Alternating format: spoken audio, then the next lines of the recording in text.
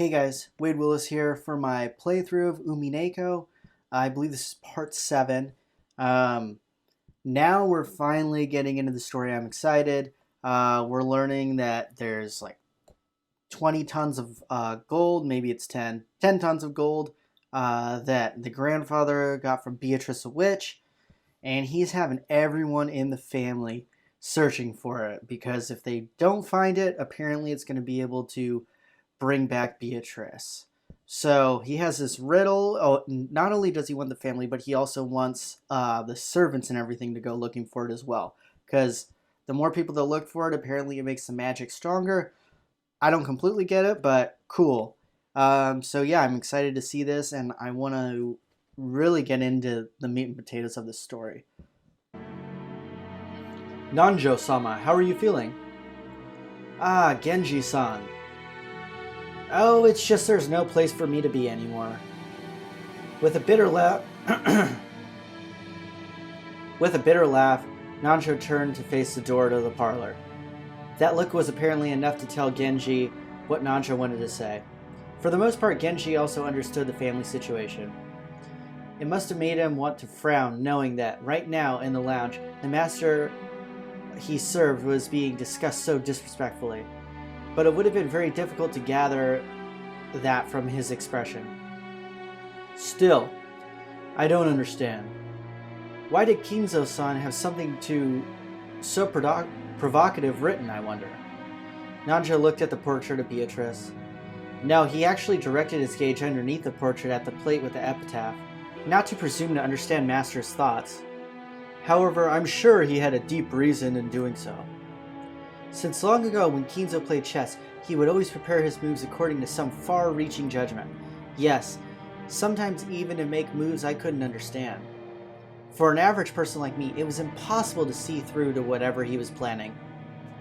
Sometimes I wonder if this might be some kind of will in Master's eyes. Perhaps he wishes to hand over his wealth and title to the one who can understand it. So you're thinking he might have wanted the 4 siblings to work together and solve the riddle? Before some outsider like myself solved it? Kinzo-san might speak of his children in insulting terms, but perhaps he also wanted them to repair their relationship. I don't think so. It certainly would have been heartwarming if, as Nanjo had suggested, this epitaph had been made to repair the siblings' relationship. However, both Nanjo and Genji knew that nothing could be more impossible than this. They'd known Kinzo longer than anyone, and Kinzo trusted them more than his own relatives. But even they could not guess at his true motives. The master always says that everyone has the right to try and solve the riddle, even if they aren't a member of the family. What about you, Dr. Nanjo? No. It's a little too difficult a puzzle for this senile old man. Actually, I once wrote this epitaph down on my notebook. Night after night I would try to solve it before going to sleep, but it's really hard. It looks like we might have some free time to relax and consider it before someone comes to get us. What do you say, Genji-san? I am nothing more than furniture and service to the master. Gold and assets are unnecessary to me. My. You're very modest. I imagine that's why Kinzo trusts you so much. If so, I am honored. As Nanjo lightly laughed in response, he once again looked at the epitaph. Behold the sweet fish river running through my beloved hometown. You who seek the golden land, follow its path downstream in search of the key. The epitaph on the portrait called My Beloved Witch Beatrice goes as follows. Behold the sweet fish river running through my beloved hometown. You who seek the golden land, follow its path downstream in search of the key. As you travel down it, you will see a village. In that village, look for the shore the 2 will tell you of. There sleeps the key to the golden land. The one who obtains the key must travel to the golden land in accordance with these rules. On the first twilight, offer the 6 chosen by the key as sacrifices. On the second twilight, those who remain shall tear apart the 2 who are close. Oh, wow. The third twilight, those who remain shall praise my noble name. On the fourth twilight, gouge the head and kill. On the fifth twilight, gouge the chest and kill. On the sixth twilight, gouge the stomach and kill. On the seventh twilight, gouge the knee and kill.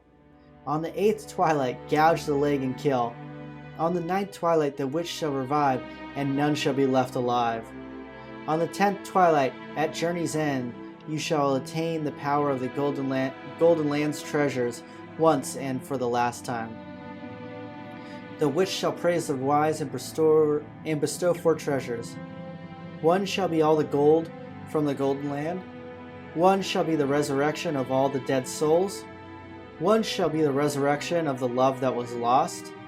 One shall be the witch to sleep for all time. Sleep peacefully, my beloved witch Beatrice.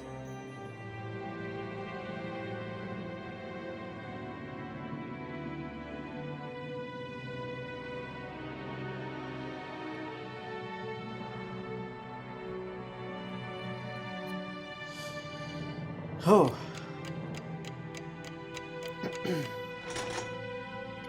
Yeah, that, like, I knew this is going to be dark, but yeah, once you see, like, what's actually written on the epitaph, you're like, oh, shit's going to get real.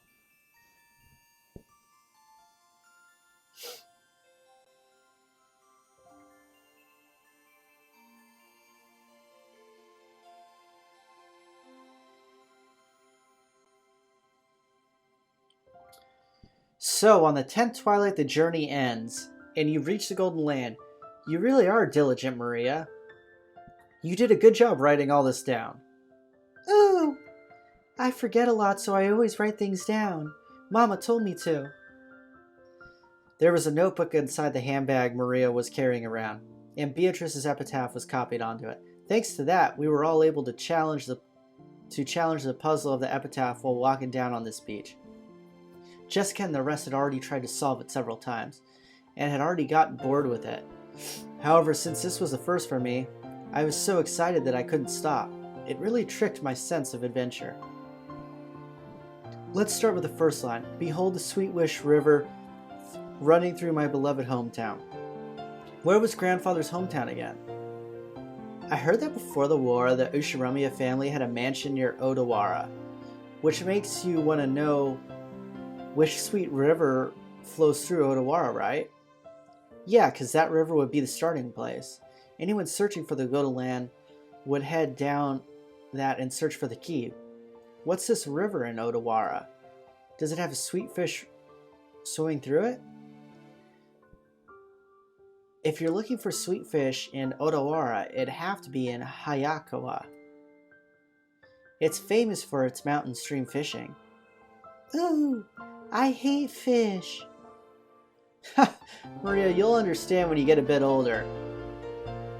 Lick, lick, lick. Salty roasted sweet fish. Yummy. Even though we just ate, I'm getting hungry again. Shall I bring you a biscuit? Huh? Oh, sorry, that's not what I meant. I don't mind it. Shannon-chan was faithfully keeping us company since she didn't have any afternoon chores for a while. I would have thought that, since she's a servant accompanying us, would force her to take care of us and tire her out, but that didn't seem the case for her. On the contrary, she seemed to be enjoying joining in on the conversation with people close to her age. When I asked, I heard that she was the sort of worker whose room and board were supplied by her employer, so normally the person close to her age was Jessica. Yeah, I can imagine how that might be pretty dull. Okay, so I get the sweet fish-filled river near Odawara is Hayakawa. In that case, we gotta go down it. Do you find anything if you head down the Hayakawa River? If you follow it downstream, you'll arrive at the ocean. Of course, you'd reach the mouth of the river. And the third line of the epitaph says, as you travel down it, you will see a village. By the way, since a long time ago, those mouths of rivers have been key points in transportation, and large cities tend to be built there. That'd be the next checkpoint. That's a pretty good theory. Just like you guessed, there's an old city that was very prosperous in ancient times. That's where Odawara Castle is. Ah, I think I might have gone to Odawara Castle on a field trip once. It really was a wonderful castle. Yeah, I also went there. Even though I live in a Western-style house, it's true that the Japanese people feel calmer with the Japanese layout. Ooh, castles are boring. Theme parks are better. Ooh, I gotta agree. I see, okay. If we find the gold, the Great Battler Summon will generously reserve the whole theme park for a day and let you play in it. Still, Odawara Castle, huh? The hidden gold of Odawara Castle. Huh! It's actually starting to sound pretty good. Haha! Well, we figured out that much 2 years ago. The village on the river where the sweet fish swim in Odawara. We figured it was probably somewhere near Odawara Castle. The problem is the next line. Okay, let's see where Battler's strange reasoning can take him. Jessica grinned broadly. She seemed to be implying that she would have solved the puzzle long ago if it was that easy. Damn it. I'll definitely find it and keep it all for myself. The fourth line. In that village, look for the shore the two will tell you of. I don't know what it means by the two, but anyway, the shore. What does it mean by the shore? No, wait. Is there any place near there with shore or kishi in the name?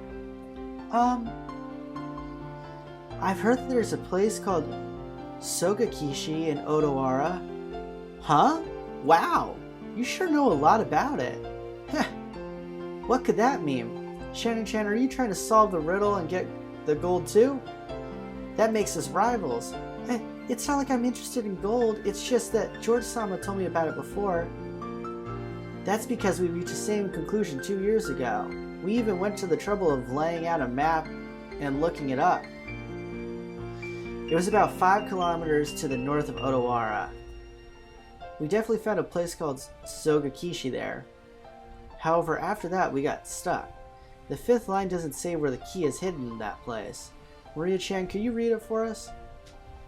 Ooh! There sleeps the key to the Golden Land. Ooh! I could read it. Sogakishi is probably large, and there wasn't ever any house built on it there by the Ushiromiya family. Not much we could do to find a key in such a vast area without any hints. You're right. And without the key, we can't advance to the next line. George, what kind of place is Sogakishi? Let's see. I've never been there, so I don't really know, but according to the map, it's in the mountains. I'm pretty sure it was the base of Mount Asuma. Something doesn't feel right.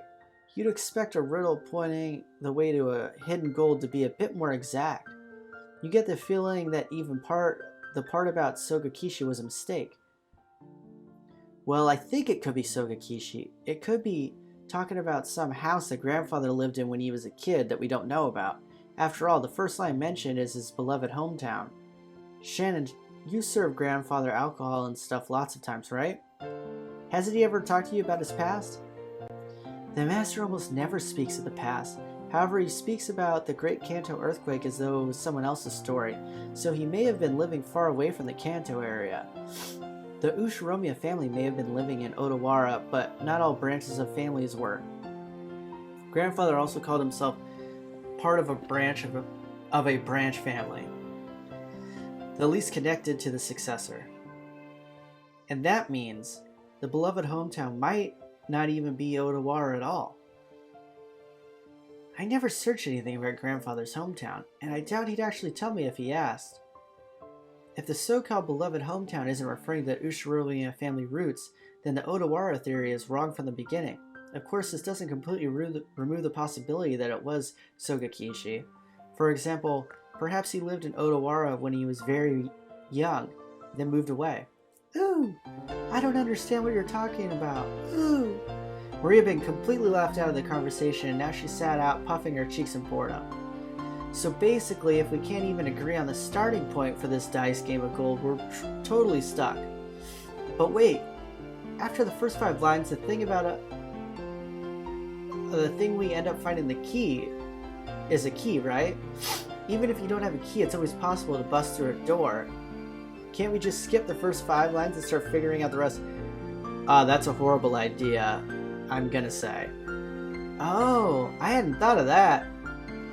Oh well, we're just wasting time anyways. Let's hear the rest of Battler's reasoning.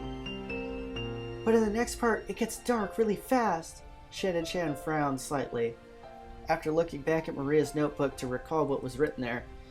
Yeah, I was forced to agree. On the first twilight, offer the 6 chosen by the key as sacrifices. It sure does get horrible quickly. On the second twilight, it says to tear apart the 2 who are close. Does that mean to make them break off their loving relationship? Or does it mean to literally tear them apart? I don't know, but either way, it's pretty disgusting. Even if we set that second line aside, it mentions 6 people for the first twilight. Then 5 people for the 4th through the 8th twilights. So at least 11 people must be sacrificed. Ooh! They're sacrifices to revive Beatrice. I see, sacrifices to restore the witch. Yeah, that's what it mean. Near the end, the witch will be revived on the 9th twilight. That part is guaranteed. On the 9th twilight, the witch shall revive, and none shall be left alive, so everyone will die in the end. And after all that, the 10th twilight is a goal line. Not sure how you're supposed to reach a golden land if everyone's dead by then. But depending on how you interpret, the traveler who holds the key may or may not be included in the none shall be left alive part. But at the end, there's something pretty interesting. After reaching the goal, the witch gives out 4 treasures. 1 should be the gold. The problem is the next one. It says the dead souls to be resurrected, right? Doesn't that sound like it means everyone who died in the earlier lines? If you put it like that, then the part about reviving lost love might refer to the pair torn apart on the 2nd twilight. That's right. And the 4th line refers to the 9th twilight. The 4th treasure is putting the witch revived on the 9th twilight to sleep. If we put a happy spin on all this, it'll be hectic with people dying and breaking up all over the place. But it'll all be made right in the end. Yeah, I doubt it. The awakened witch will sleep again and everything will be like at the start, except with a huge pile of gold. The witch must be pretty busy with all that killing and reviving, breaking up and reuniting people. Not to mention waking up and sleeping. Haha. Sheesh. Just when the tale of hidden gold was getting interesting, it gets all dubious once the witch starts showing up. Too true. Ha ha ha. I laughed along with Jessica. After all, the idea of a witch was just too ridiculous. Of course, we started laughing like that. Maria, who believed in the witch, got angry. Oh, the witch is incredible. She can do anything with magic, even kill, and bring people back to life. Even give love and take it. She can fly in the sky and become invisible, can even make gold and bread out of nothing. Ooh! Ooh! Ooh! Ooh!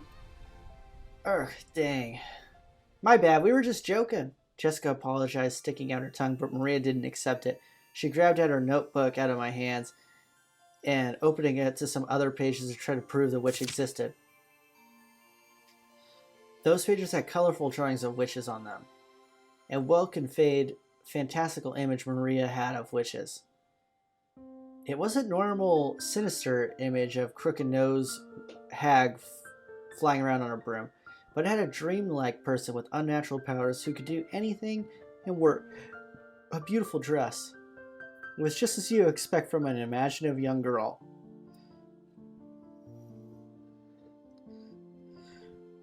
Flitting through the sky, crossing a rainbow, dancing around all the night with a teacup and teapot that would never get empty no matter how much she poured out of it. With a flourish of her staff, the stars in the sky would become candy and pour down, and the flowers that produced sweets would bud by the roadside. To Maria, witches were the only concept that could embody a magical dream that so captivated her. As she grew older, it was the last remaining thing that could give richness to her dull and plain life every day. That's why Maria believed in witches. She didn't want that dream of hers to be tarnished. That's why she didn't want anyone to tarnish the epitaph which affirmed the existence of witches. Because the witch named Beatrice is Maria's dream, to Maria-chan, the epitaph isn't a guide to the hidden gold, but magic to revive the witch. So it was a single link between Maria and the witch.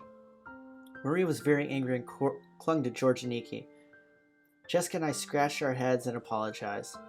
It might not be possible to smooth things over again like the time she got mad in front of the portrait. Maria didn't seem willing to be easily consoled. Unlike Jessica and I, who hung our heads wondering what to do, Shanna-chan timidly opened her mouth. Maria-sama, did you know there's a ghost story about Beatrice that's been passed down among the servants? Ooh? Ah, yeah, that's right. Shannon, tell us about it. I don't really know, but apparently it's really famous among the servants. What's this? A ghost story? Yes. It seems it's a story from before we were born. I also heard about it from my mother. Yes, it has been passed down since the time of the mansion's construction. The servants of that time whispered that the mansion had two masters, one in the day and one in the night. The tale that Shannon told was just a typical campfire ghost story.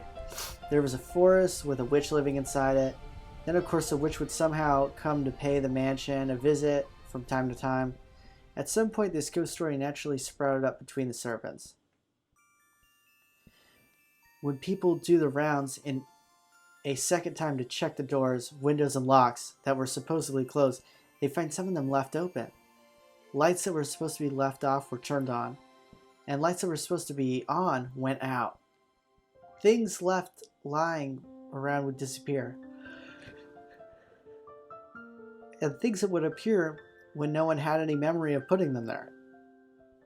When any of these things happened, the old servants would say that the witch had visited the mansion invisible and was playing pranks. Ooh, see, she exists. Beatrice exists. Yeah, she exists. Long ago, it was always right before leaving for school, I wasn't able to find my bag and stuff. Maria puffed out her chest with a ooh, as though this was the final proof of the witch's existence. If I opened my mouth, Maria would probably be hurt again, so I didn't. I mean, you hear this kind of story everywhere. Depending on the place, they might blame it on a dwarf or an elf. The only difference is that they call it a witch on this island. Of course, walking around a vast, elegant mansion at night would be a little unsettling. It's an island devoid of people. Since the mansion is so drafty, walking around on the night of a thunderstorm would certainly be eerie. In addition, some servants have also seen the will-o-wisp, Pokemon move, and glittering butterflies dancing around. Ken-kun also saw something like that when he went patrolling one night. And recently, you often hear the servants talking about strange footsteps heard inside the mansion near midnight. We've whispered together that Beatrice-sama in the portrait sometimes makes herself invisible and walks through the mansion. It happened a while ago, but I have even heard footsteps while patrolling at night that resemble these stories. Whew, that's scary. There's nothing to be afraid of. Beatrice-sama is another ruler of this mansion, separate from the master. So there's no need to be unnaturally afraid. If you respect her, I hear she won't do anything bad. However, she can be quite terrifying if you don't respect her, right? Correct. I've heard that just before I began working here. Someone who spoke badly about Beatrice-sama fell down the stairs and quit after receiving a large injury to their back. Because of that, there was a rumor between the servants that Beatrice-sama's anger had been brought down upon this person. Ooh! Anger will definitely be brought down on Battler and Jessica. Ooh! I'm sorry. I don't want her anger brought down upon me. I apologize, Maria. Of course, I also apologize to the witch. I'm sorry, Beatrice-sama. Please forgive an outsider's nonsense. I apologize as well. I'm sorry, Beatrice-sama. Will the witch be able to forgive us now? Ooh! Don't know. Witches are fickle, so they forgive when they want to, and don't when they don't. Ooh! That's no good. Maria-chan, isn't there some kind of good luck charm that could prevent Battler-kun and Jessica-chan from suffering Beatrice's wrath? Maybe something that can block against magic? By relying on Maria, who was proud of knowing the most about witches, George was trying to revive her self-esteem. Once again, I've got to admire his ability to calm kids down. After taking a moment to cross her arms and seriously ponder whether there might be a charm that could save us, she started flapping through the pages in her notebook. I thought it was just a scribbled diary. There also seemed to be quite a few pages that looked like they come from a book on black magic. Uh-oh. Maria solemnly considered a group of these pages which contained things that looked like magic circles. Apparently Grandfather wasn't the only one with black magic hobby. When Maria finally found what she was looking for, this is alarming. She snapped the notebook shut and threw it into her handbag, and she began fishing through the bag's contents. There seemed to be various jumbled up things in there. After a while, she took out various pieces of junk, although they were probably important magical items to Maria, and repeatedly threw them back in, saying they were wrong. It was all a little humorous, just like when Doraemon took out the wrong tool. Finally, she seemed to discover what she was looking for. With a face that was unimaginably cheery when compared to the intense expression she had worn until now, she held out those to me and Jessica. Ooh! I grabbed it and saw it was a very cheap-looking charm. It looked like a bracelet made of plastic rosary, with a scorpion-themed medal attached. Have you ever seen those cheap Zodiac-themed accessories? The kind you might win in a crane game at an arcade? It really looks something like that. There were two of them. Probably one for me and one for Jessica. However, the very fact that there were two of them made them feel even more like cheap manufactured goods, making it pretty hard to think of them as magical items. You're giving these to me and Battler? Ooh! With these charms you don't need to worry about Beatrice, because scorpions have the power to ward off magic. Huh, really? Didn't know scorpions could do that. Ooh, Battler doesn't believe. Ooh. I said too much and angered Maria again.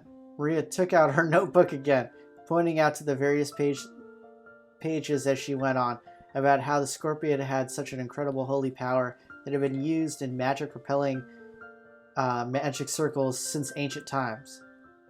Ah, I've heard about that from some other young servants. Something about how the scorpion is drawn as a magic repellent symbol in sorcery. Huh, really? Ooh, the scorpion protects against bad magic and calamity. And the emerald brings peace to the art. And therefore its effects are twofold. Ooh. It's true. The scorpion wraps around the emerald and protects it.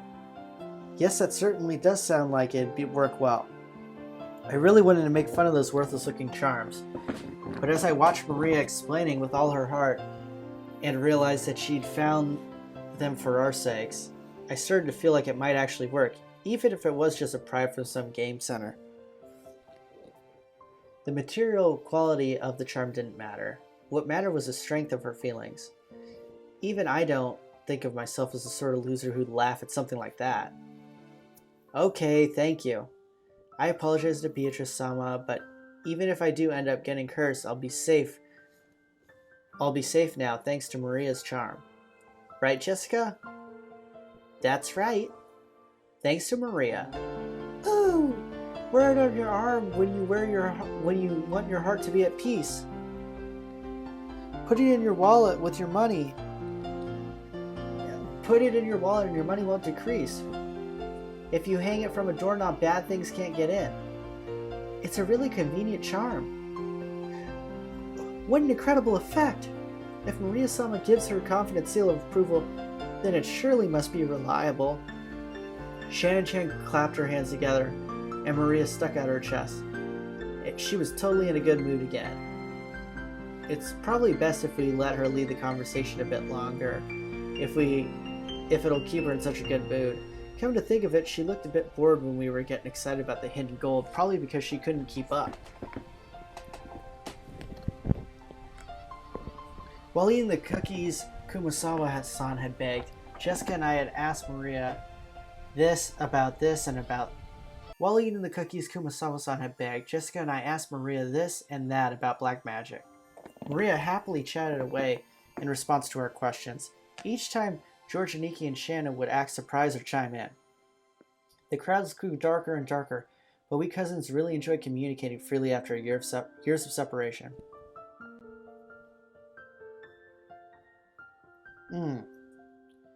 Did I just feel a drop on my forehead? Huh? I wonder. As George Nikki rubbed his forehead, he looked up at the sky. Considering the color of the sky and the dampness in the air, it wouldn't have been odd for a raindrop to hit him. The wind also seemed to have grown a bit stronger. Ooh! I didn't feel a drop. Only I didn't. Ooh! Don't worry, neither did I. Anyways, I'm sure it'll rain so much tonight that everyone will get to feel plenty of raindrops. That's right. Maybe we should head back soon. Shannon-chan looked down at her watch. It was probably well into the evening by now. Is it already time for you to return to your work? Yes. Thank you very much for allowing me to enjoy some time together with you all. Tell Kumasawa-san thanks for the cookies. Okay, everyone. Help out with the cleanup. Shannon-chan declined our help, saying that was the servant's job, but picking up dropped forks before the waitress has to is pretty much my purpose in life. We folded up the blanket and gathered up the trash and helped clean up everything. Ooh! The trash is getting away! Ooh! I won't let it escape. I'll grab it before Maria does. Ooh! I'll grab it. Ooh! Maria! Don't get your shoes wet, you'll get in trouble. To Maria, chasing some trash sent flying by the powerful winds was just another game. By the time we finished, the wind was blowing pretty strongly. Probably a good time to head back. You've all helped me out a lot. Thank you very much. It looks like you're really out of time. It's okay if you head back first. George and Nikki perceived from her hurried appearance that very little of her time was left. Genji sounds very strict about time. If you don't show up where you're supposed to be on time, I bet he'll be pissed. Well, we'll see you later. Do your best with your work. Yes. Then if you will excuse me.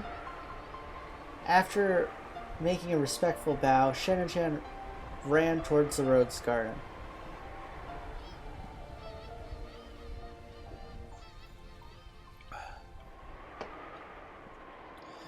Okay, let's head back to the guest house. We can watch TV or something and relax a little. Ooh, wanna watch TV, wanna watch TV. Then it's decided. Let's all head back and watch TV together. Maria, who wasn't done having fun, agreed once television was mentioned. We climbed up the gentle stairs and returned to the rose garden.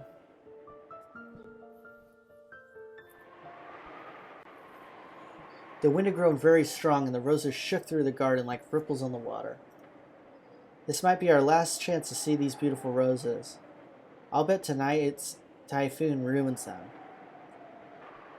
These roses might be done by tonight's winds. You're right. Still, I think the roses were pretty lucky. After all, they got to welcome all of you before the typhoon. All flowers lose their petals eventually. But that just means we can admire them even more when they are in bloom. That's right.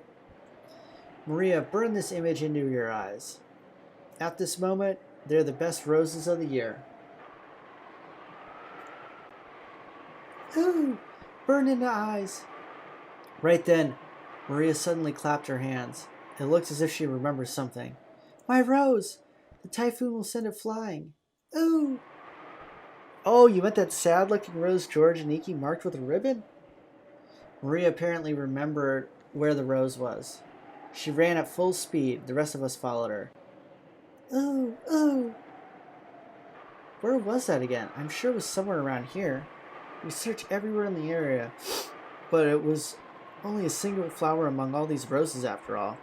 Even though we knew it was somewhere close by, we weren't able to find it. The winds making up the typhoon's front lines made the roses throughout the garden undulate.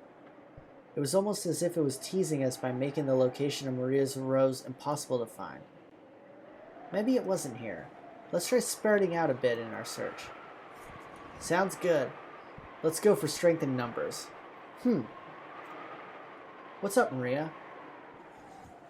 As we made to split up the search, Maria tugged on my jacket with an unhappy face. You could tell that she didn't want us to leave that spot. What is it? What's wrong? Oh, my rose is here. It's here. But it's actually not, right? Maybe it was on the other side of the flower bed. If we all look, we'll find it okay. Oh, it's here. My rose is here. Look for it. Look for it. Ooh. Maria stamped her feet in irritation. She pointed that spot. It was definitely, and said it was definitely there. It wasn't. Even so, Maria got mad when we said we were going to search somewhere else. We were at a loss for what to do. For a while, we had to stay near Maria and pretend to search through that rose thicket. Ooh, ooh, not here, not here, not here. Ooh. Maybe she's saying that it should be here, but it isn't. Maria became increasingly irritated. Oh man, Maria's really losing her temper. Sometimes Maria starts to really care about really pointless stuff. If she gets what she wants, that's okay, but you can't find something that isn't here. That's not good. Just when we were at a loss of what to do, Maria called out in a loud voice, Mama! Ooh, ooh! We could see Aunt Rosa in the direction Maria was waving her hand. Maybe she wanted to look at the garden one more time before the typhoon came, or maybe she had some business at the guest house. Aunt Rosa was coming from the mansion. She quickly noticed her daughter's voice and came over. My, what happened, everyone? Are you looking for something? Look for it, Mama. You look for my rose, too. Ooh! Your rose? We found an unhealthy rose around here and marked it. We tied a candy wrapper around it, but Maria, if I can't remember correctly, it was growing right in front and stood really out, didn't it? Unless it grew legs and ran somewhere, it must have been somewhere else. Maybe you remembered it wrong. Ooh, it's here. It's here. Battler doesn't believe. Ooh. How many times do I have to tell you to stop saying ooh, ooh before you'll understand? Mama will look for it, so stay quiet. I'd never seen Aunt Rosa be anything other than kind and gentle, so her anger surprised me a bit. Aunt Rosa began searching as well, so we went along with her for the time being. But we were all already more than sure it wasn't around here, so it didn't take long for Aunt Rosa to realize that too. The rose isn't here. Did you mistake this place for somewhere else? There's so many roses around. Ooh, ooh, that's wrong. It's here. Mama doesn't believe. Ooh. Dang, homegirl's going ham with her stomps. I already believed you and looked for it, didn't I? But it isn't here. Ooh, but it is here. It's here, but it isn't. Ooh. Then someone must have ripped it out. Anyway, stop saying ooh. Ooh. Who ripped out my rose? Who did? Give it back, give it back. Ooh. Ooh. How should I know? Stop saying it, stop saying ooh. Aunt Rosa slapped Maria's left cheek with her palm. That instant, Maria was shocked into silence. Of course, it was only for an instant. When Maria realized that her wish was being rejected, she started yelling even louder. Oh, my rose, my rose. Oh. Didn't I tell you to stop that weird habit? That's why all the kids in your class make fun of you. Cut it out. Once again, her palm slapped Maria's cheek.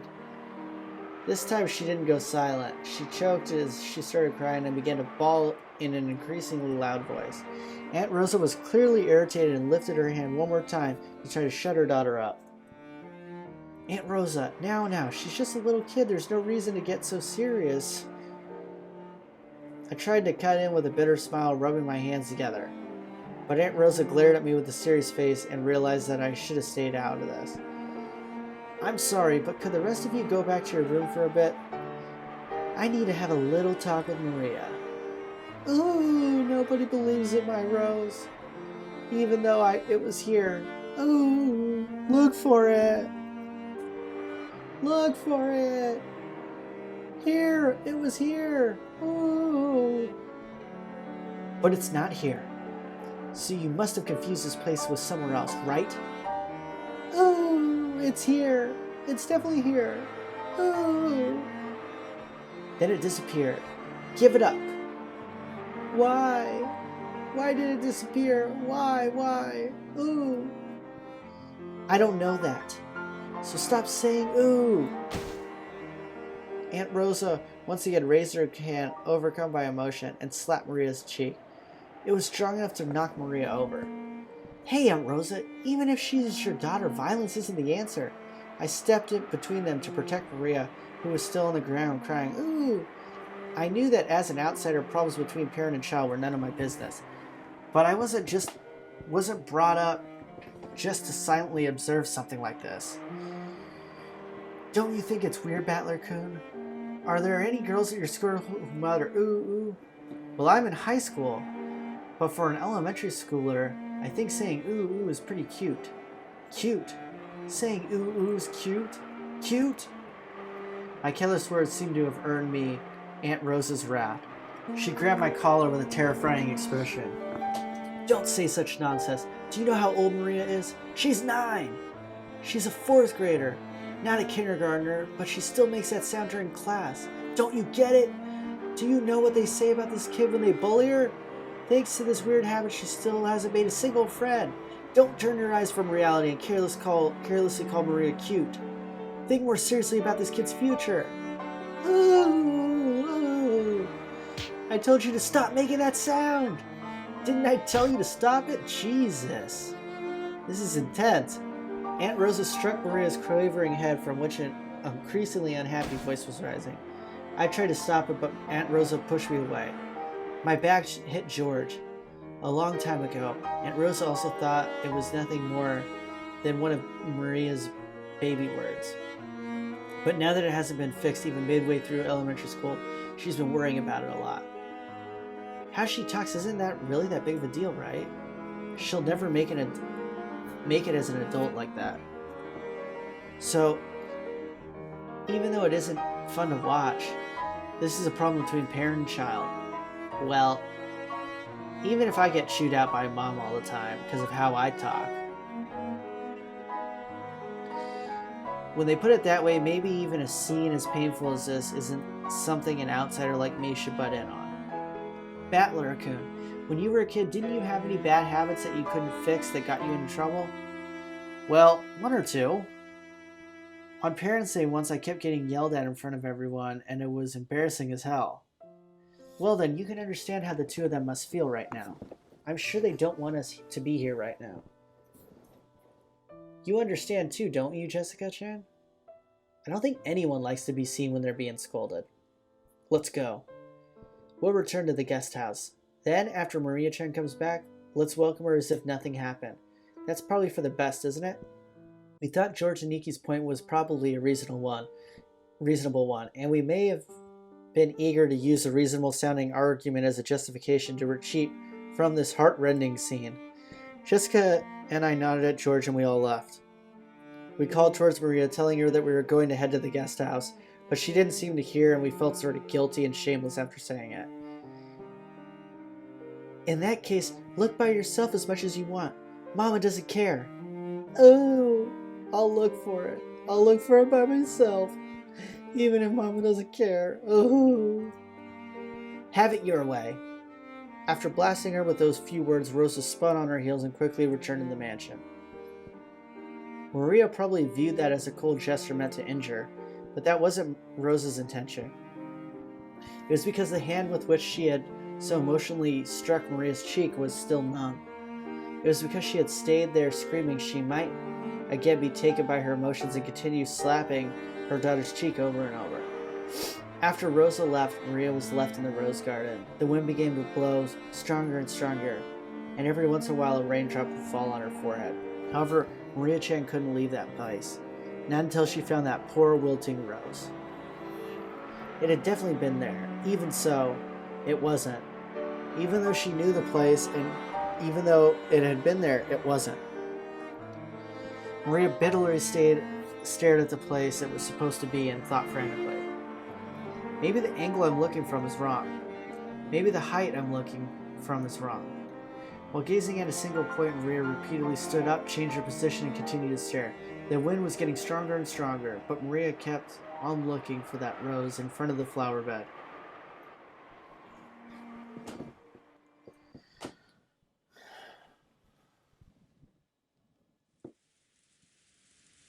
Oh no.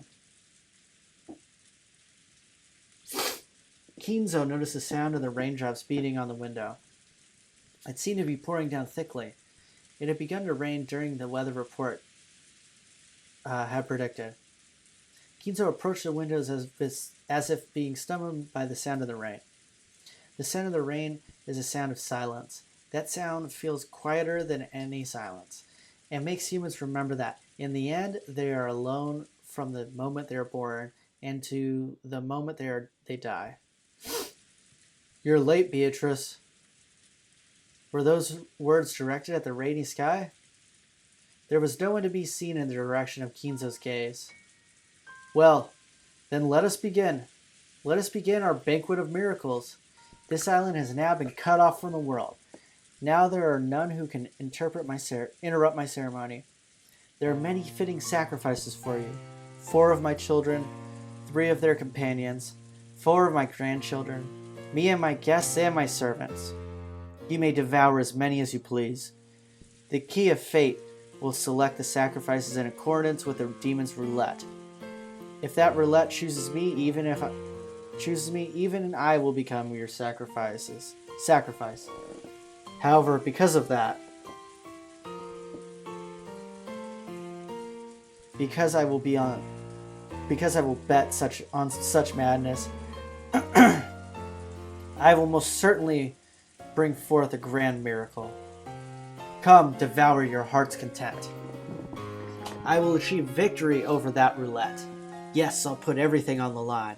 First, I'll return the inheritance of the Ushiromiya family. Accept it!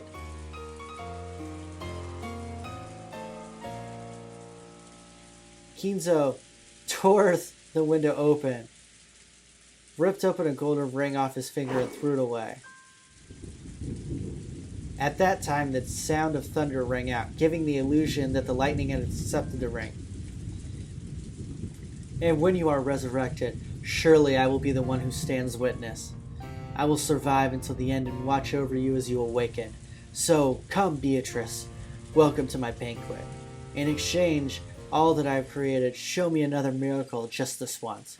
Oh, Beatrice!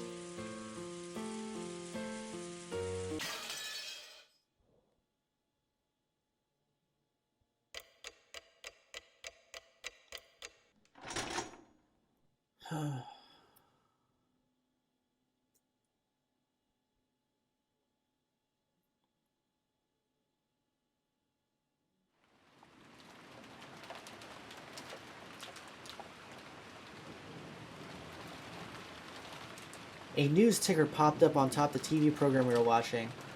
A disaster report on how municipalities all over were continually sending out rain, flood, and wave warnings. Of course, the raindrops beating harshly on the window were even more convincing. This rain's incredible! Still, when it's raining this hard, it also feels like it might stop at any moment. You wish. They said the typhoon's moving slow, so it might be like this all day tomorrow. And even a bad weather stops the boats from coming. It looks like we won't be able to head out on Sunday after all. Just in case I cleared out all outside business from my Monday schedule. I'm glad I did. Which means, looks like we'll get to skip school Monday. Living on an island starting to sound pretty good. Come to think of it, Jessica, you gotta take a boat to school every day, don't you? What do you do when the boats stop running? Do you stay home when it rains and show up late when the wind's blowing? Like Kamehameha, whatever. If the boats don't come, I stay home. Still, it's not as good as it sounds. Usually I'm ordered to study by myself, and it's not as fun without someone standing right behind you uh, watching everything you do. During the rainy season, does the weather ever stay bad for a long time and make you miss a bunch of days in a row? That does happen sometimes. Still, I'd get a call from my homeroom teacher every day, who'd thoroughly guide me how to teach myself and what I had to turn in. She can't skip school as easily as you're imagining, Battler-kun. She's got to follow the rules for people that travel to school by boat and get a good amount of studying done. It'd actually be easier just to go to school. In my own room, I get distracted and can't concentrate.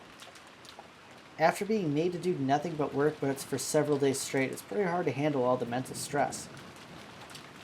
When I get into college, I just really want to go to some dorm and quickly say goodbye to this inconvenient island. Ah, okay. By the way, what do you do when the weather is good in the morning, but when it gets so bad on your way home that the boats are closed? Do you spend the night at school? That actually happens a lot. Because of that, they built some lodgings there for people who can't get back to the island they live on. That's where you'd spend the night. Sometimes when it gets really bad, you can't get back home for a few days at a time. Someone commuting to school or work on a train packed to twice its capacity might carelessly think that commuting by boat would be pretty interesting and fun. But it sounds like it comes with troubles of its own. You hear thoughtless tourists saying stuff like that all the time. I've had enough island life. I really want to just graduate high school and say goodbye to this island. But there are all dorm schools even for high school, right? Why'd you choose that Nijima school of all places? I wanted to go to one of those from the beginning, but mom's always going on about how I need to learn manners and disciplines as a successor. So I ended up sticking close to home even for high school. Man, I hate this island. I just want to go live in a city. I don't care if rain or even spears fall from the sky as long as I can move to a city and wear casual clothes and sandals. And get to a convenience store in less than 5 minutes. Ha! Hold out just a little longer, just a bit more and you'll graduate from high school, right? I can't wait a little longer. Ah! Jessica stretched out and reclined in the sofa. Maybe it was a bad time slot, but there weren't anything interesting programs on. And we had nothing to do but languidly kill time until we were called for dinner. After that episode, Maria never returned to the cousin room after all. Aunt Rosa probably took her back to the mansion. It had to be a pretty boring life for Maria, all by herself with the adults. Oops. We thought we might as well head over to the mansion to see her, but the weather was really awful. And since there wasn't much time until dinner, we stayed where we were. At that time we heard the sound of a humble knock. Jessica answered. Yes? The preparations for dinner are complete. Please come to the mansion. It was Kanakun's voice. Did he go to all the trouble of coming from the mansion in this rain just to get us? Couldn't you have just called us on the telephone? Well, I guess servants at work don't always get to take the most efficient route. Just when I was getting hungry. Let's go. George turned off the television and stood up. My stomach's been growling for a while. I've always been a huge fan of the main family's dinners. And didn't Goda-san say that it was calf steak or something? Oh, I can't wait. Our dinners are always even more fabulous than usual when the family's conference comes around. Even I'm looking forward to it. Let's go, let's go. As we left the room, Kaneko respectfully bowed silently. Yeah. Okay, let's go. Is the rain pretty nasty out there? Yes. Take care and not get your garments wet. After seeing the three of us, Kid appeared into an empty room. Wasn't Maria-sama with you? No, she's not. Wasn't she without Rosa? Uh-oh.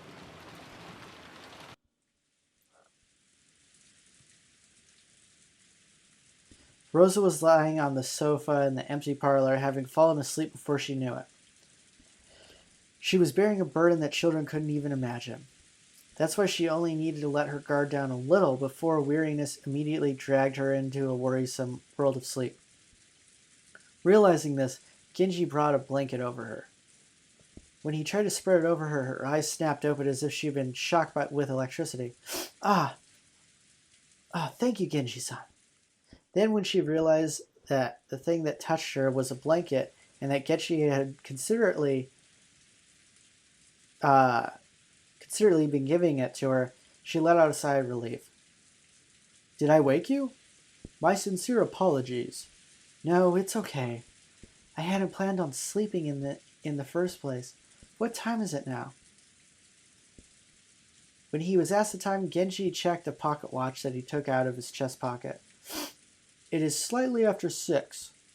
Rosa gave her head a little shake, and then she realized not that much time had actually passed, even though she felt like she had slept for ages. Even though she didn't feel rested at all, the drowsiness that had enveloped her must have been pretty deep. Thank you, I'll be fine without the blanket. I mustn't sleep at such a strange time. My sense of time has been completely thrown off. The rain has finally started pouring in earnest, hasn't it? Rosa finally realized that the peaceful sound that had put her to sleep was actually the rain. The wind's blowing hard, too. I wonder if the typhoon's already here.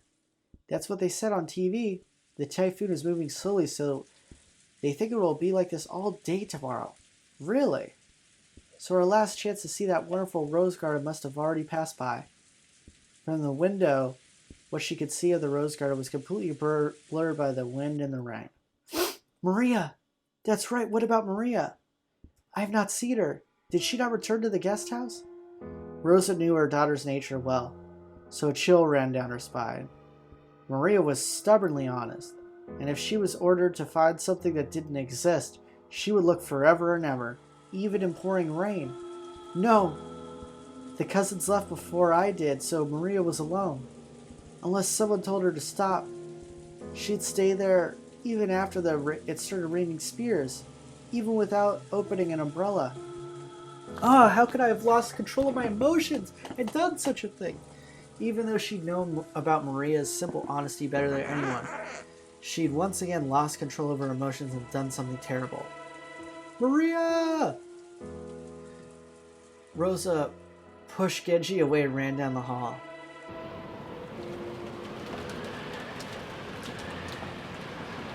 The outside really looked like a typhoon and the rain was pouring down spectacularly. Maybe because of some aspect of the terrain, the winds weren't typhoon class, so an umbrella wouldn't be torn out of one's hands. Even so, it was certainly a windy rain. There was no time to admire the roses being drenched. Anyway, I'm getting pretty worried about Maria. You don't think she's still rebelliously searching for that rose alone, do you? I wonder.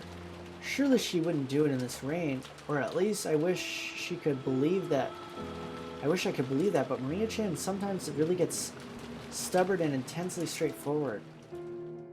We hadn't worried much,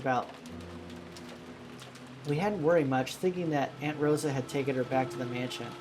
However, when Cannon had come from the mansion to call us and thought Maria was here, we got a little worried. I did not see her in the mansion, so I was sure she was here. After all, Rosa-sama was taking a nap. You didn't see her on her way over here? My apologies. I opened my umbrella and ran as fast as I could, so I did not pay much attention. If he had cut through the rose garden and taken the shortest line between the mansion and the guest house, then he would have just barely missed the place where Maria would have been looking for a rose. And it was raining this hard too. It certainly would have been possible for Kanekun to fail to notice her. Instead of arguing around here, it'd be faster just to check it out directly. Aniki, why don't we race over there? You think you could beat me now that you've grown for 6 years? Okay, let's settle this. Go! George and Iki and I flew out into the rain. Alright, I'm gonna stop here, guys. Yeah. Shit's kind of hitting the fan here, and Yeah, it looks like I had a feeling when all this stuff was happening with Maria, I'm like, yeah, this is not good. Because she is, like, very stubborn. And I'm trying to think with the Maria, the oh, that's 6 people, isn't it? Is that 6? The 4 cousins, so it's going to be the three of them plus Maria's out there somewhere, and then you have Cannon, and then Maria's mom. That's 6 people, like how the thing starts. Whoa. That's very alarming. So, yeah, we'll see what happens there, but very alarming. I'm assuming something bad's going to happen here. Perhaps Maria will die. I hope not, but we won't have to hear the. I won't have to be saying the ooh thing as much, so that could be slightly positive. So, but yeah, guys, thanks for checking this out, and don't forget to like the video and subscribe.